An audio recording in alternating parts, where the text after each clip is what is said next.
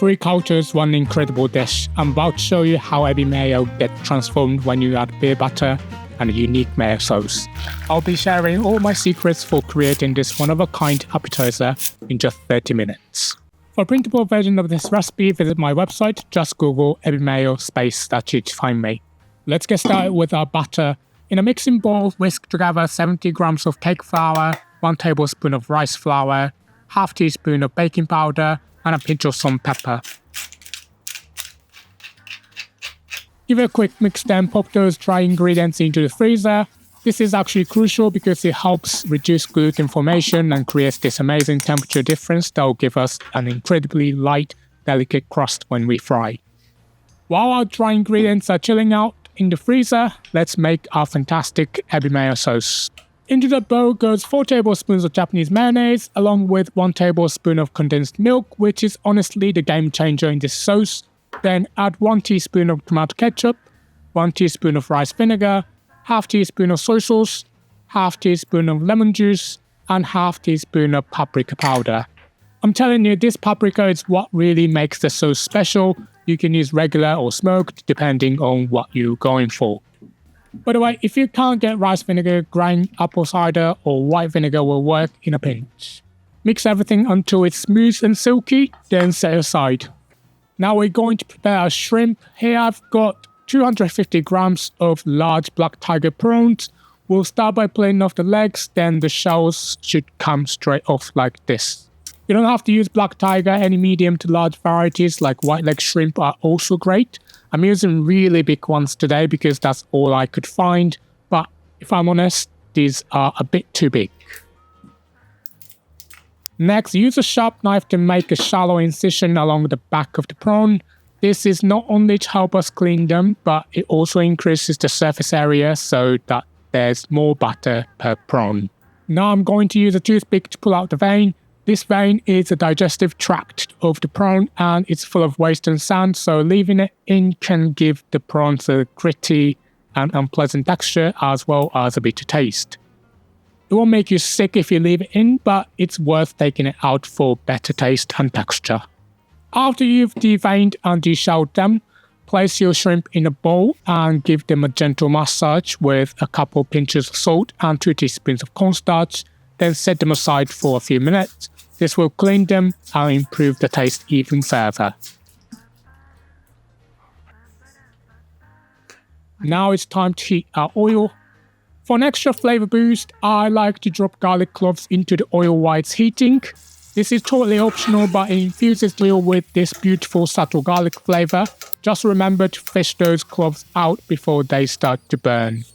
We're going to heat this at a sizzling 180 to 190 degrees Celsius. My oil is almost ready, so I washed and dried my prawns with kitchen paper. Just before frying, dust your shrimp with a light coating of cornstarch. This is key for making the batter stick perfectly to the shrimp. Now take the freezer cold dry batter mix and quickly stir in well-chilled lager beer. We do this right before we're ready to fry. Your batter should be thin enough to coat the back of a spoon, but thick enough that it doesn't run off immediately. If it seems too thick, add a splash more cold beer. If too thin, sprinkle in a bit more flour. Now let's get frying. Dip your dusty shrimp into the batter and carefully lower them into the hot oil. Fry them in batches. They'll need about 3 minutes until they're this gorgeous golden brown color. Ebi mayo is already a fusion of Japanese and Chinese, but I decided to add another cultural element to the mix. Yes, it's inspired by England's fish and chips, a country where I lived for many years. I used that beer batter to make a light and crispy coating, then toss them in my own special ebi mayo sauce. I don't know anyone who makes ebi mayo this way.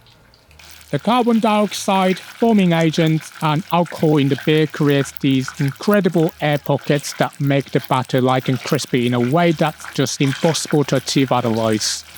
As each batch finishes frying, transfer the shrimp to a wire rack. This is crucial because it allows air to circulate completely around each piece, preventing the bottom from becoming soggy from trapped steam, and letting any excess oil drips away cleanly. You'll know they're done when the batter turns a delicate golden brown and the bubbling around the shrimp becomes less vigorous as moisture evaporates from the coating. That's a reliable indicator they're nearly done.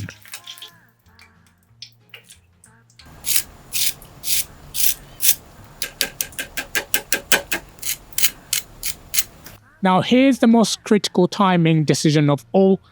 Only coat the shrimp with mayo sauce immediately before serving. If you toss them too early, the moisture from the sauce will quickly soften your perfectly crispy batter and all the hard work will be for nothing. For best results, put your fried shrimp in a wide shallow bowl and gently fold in the sauce with a silicone spatula using lifting motion rather than stirring. I mentioned it before, but if you don't want to risk losing that crispiness, you can serve the sauce on the side for dipping instead. Plate your shrimp right away after coating with sauce, and if you're feeling fancy, finish with a light sprinkle of dried parsley for the beautiful color contrast and a subtle herbal note.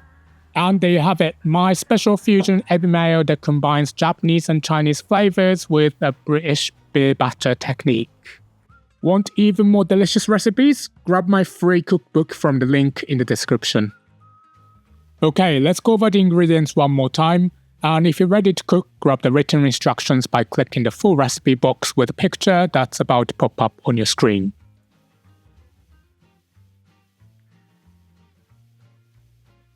Here we go, the link to the full recipe is on the screen for you now. And if you want to watch more similar videos, don't miss my seafood recipe playlist popping up on your screen as well.